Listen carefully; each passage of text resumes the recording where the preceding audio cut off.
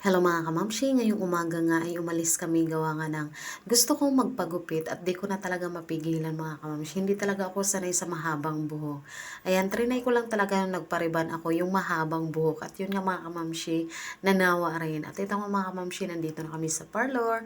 Ayan, isang dangkal lang naman ang gusto ko ipabawas dito.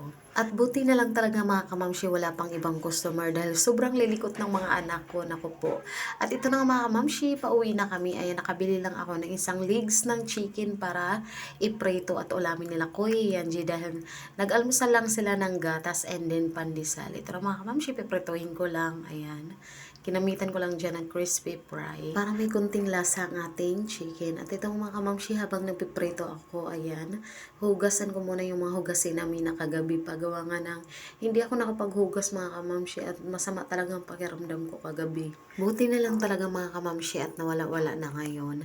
At yung mga kamamshi, 2 days nga ako nag-sideline sa paggagawa ng sipit. Ayan, di ko alam kung doon nang galing yung, ayan, kapaguran ng aking katawan. Kaya ngayon, pahinga-hinga muna ako at gusto ko ipahinga ang aking kamay. Gawa nga ng namaga talaga mga kamamshi. Ayan, kakagawa. Medyo masakit din sa kamay mga kamamshi ang paggawa ng sipit. At ito mga kamamshi, luto na ang chicken. Ayan, pakakainin ko na sina Kuya Yanji. Nag-almusal ako kaninang umaga.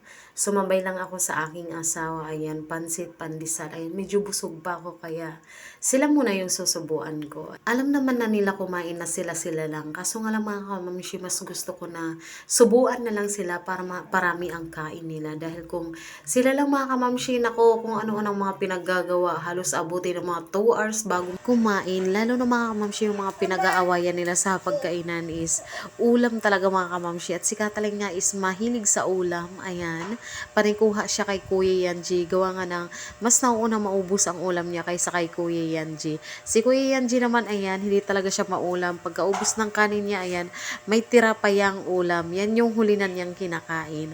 Parang ako lang to si Katalin, mas malakas talaga sa ulam. O diba, may pinagmanahan talaga ang bata na to.